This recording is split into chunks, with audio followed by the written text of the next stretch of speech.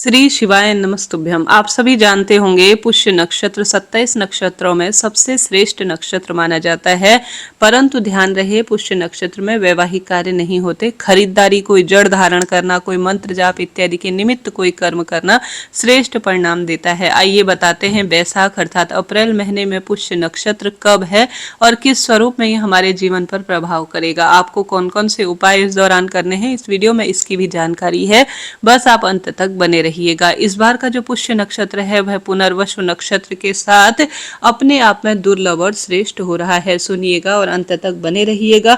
अति श्रेष्ठ उत्तम जानकारी आपको मिलेगी। आपके लिए यह वीडियो बहुत ही श्रेष्ठ कर रहेगा अगर आप इसे पूरा सुन लेंगे। सबसे पहले, जैसा कि आप सभी जानते होंगे, कोई लंबे समय से आप कोई खरीदारी करने का सोच रहे हैं तो भी यह दुर्लभ दिन है। परंतु कोई वैवाहिक काम अर्थात इस नक्षत्र को श्राप मिला हुआ है, इस कारण से विवाह का कार्य इस नक्षत्र में नहीं किया जाता है। अन्य सब काम जैसे कोई भूमि, भवन, वाहन की रजिस्ट्री इत्यादि निश्चित रूप से आप कर सकते हैं। अब आप सभी को पुष्य नक्षत्र में जैसे कि कोई जड़ इत्यादि धारण करना अद्भुत लाभ देता है। और इस बार का पुष्य नक्षत्र न बहुत श्रेष्ठ है, तो यह 2 दिन के संयोग में हो रहा है। तो आपको कब इसका अनंत लाभ उठाना है, उपाय भी सुनेंगे, तो आप अंत तक बने रहें। सबसे पहले आपको बता दूं, 23 अप्रैल 2026 दिन गुरुवार की रात्रि 8:57 से गुरु पुष्य नक्षत्र हमें प्राप्त हो रहा है और यह शुक्रवार को पूरे दिन भर में है। अर्थात 23 अप्रैल को रात को 8:57 से है पुष्य नक्षत्र और शुक्रवार 24 अप्रैल 2026 रात्रि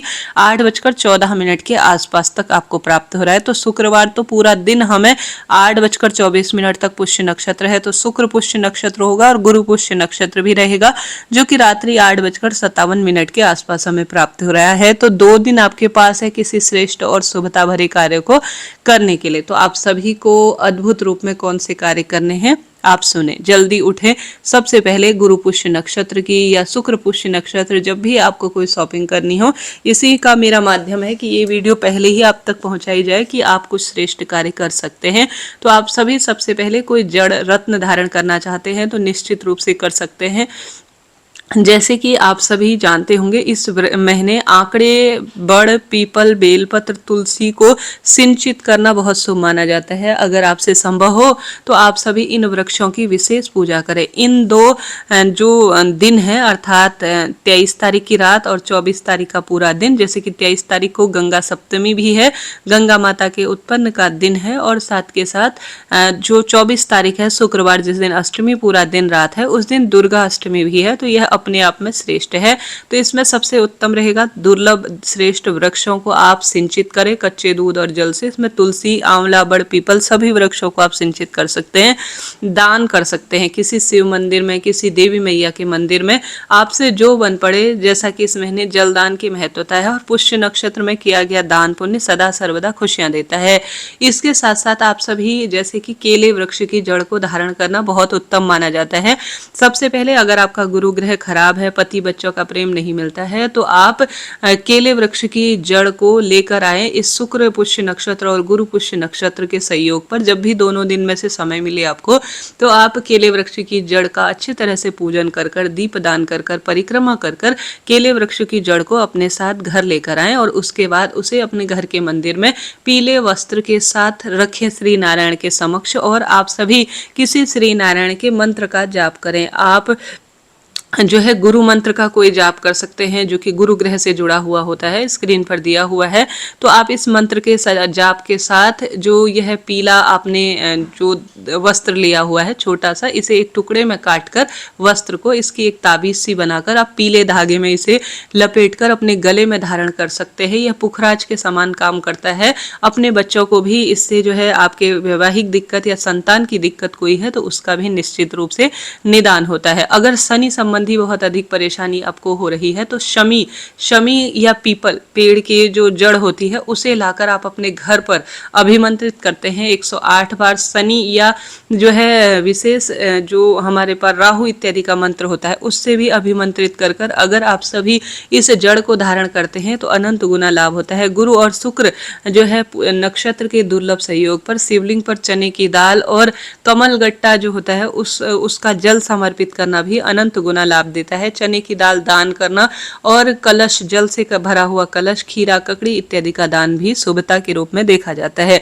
आंकड़े के वृक्ष को सिंचित करना इस महीने बहुत शुभ फल देता है। आंकड़ा वृक्ष साक्षात बुध ग्रह और गणेश जी महाराज का स्वरूप माना जाता है। तो आंकड़े की जड़, जैसे किसी के संतान संबंधी परेशानी है तो शिवलिंग में से 7 बार उतारा कर अगर आप आंकड़े की जड़ को अपने मासिक धर्म के 7वें दिन से किसी लाल धागे में बांधकर अगर अपने कमर में बांध लेते हैं तो संतान की समस्या दूर होती है। बुध ग्रह खराब है और साथ के साथ आपको जो कृपा चाहिए विशेष तौर पर गणेश जी महाराज की, तो आंकड़े की जड़ को बुध ग्रह से और गणेश जी से जोड़ा जाता है।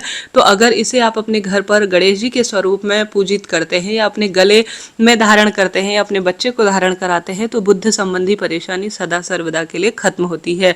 यह इच्छा आपकी है, आप कौन सी जड़ इत्यादि धारण करना चाहते हैं। बेलपत्र वृक्ष की जड़ अपना महत्व रखती है। बेलपत्र की जड़ को घिसकर अपने घर पर लाकर घिसकर उसका चंदन बनाकर शिवलिंग को श्रृंगारित करने का अपना एक लाभ है। शिवलिंग पर चढ़ाया गया बेलपत्र की जड़ का जो चंदन है उसे थोड़ा प्राप्त कर अगर आप ग्रहण कर लेते हैं ना तो इससे रोग, दोष, कष्ट, संकट, पीड़ा से भी मुक्ति मिल जाती है। तो यह कार्य भी आप कर सकते हैं, इसका भी एक लाभ ही है और श्रेष्ठता जीवन में इससे बनी रहती है। इसके साथ साथ आप श्रीयंत्र घर पर स्थापित करते हैं माता लक्ष्मी का, या श्रीफल स्थापित करते हैं किसी न किसी स्वरूप में, या आप सभी माता लक्ष्मी के कोई मंत्र जाप करते हैं कमल गट्टी की माला से या किसी न किसी स्वरूप में, तो यह लाभ देता है। इसके साथ साथ आप माँ लक्ष्मी के श्री सूक्तम इत्यादि का पाठ करते हैं या ओम महालक्ष्मी च विद्महि विष्णु पत्नी च धीमहि तन्नो लक्ष्मी प्रचोदयात्, इन महामंत्रों का जाप करते हैं तो यह अनंत गुना लाभ देता है। इसके साथ ही शुक्र अष्टमी इसे कहा जाता है, अर्थात शुक्रवार की अष्टमी है। तो देवी मैया के मंदिर में आप सभी दुर्गा चालीसा या देवी मैया को अनार के फूल या अनार का फल समर्पित करते हैं, लौंग की माला समर्पित करते हैं, अपनी इच्छा शक्ति सामर्थ्य अनुसार देवी मैया के निमित्त कोई ना कोई श्रेष्ठ कार्य करते हैं तो इसका लाभ अनंत गुना शास्त्रों में कहा गया है। तो इस तरह से आपको इस अष्टमी के दिन कोई ना कोई शुभ और श्रेष्ठ कार्य करना है। बैसाख का महीना है, दान पुण्य पूजा पाठ करें और ज्यादा से ज्यादा शुभता की चीज अपने घर लाएं। अपनी इच्छा शक्ति सामर्थ्य अनुसार कोई ना कोई उपाय भी करें। अभी के लिए इतना ही, जल्द ही उसका विस्तृत वीडियो भी चैनल इत्यादि पर उपाय के माध्यम से आएगा। अभी के लिए इतना ही। राधे राधे जी।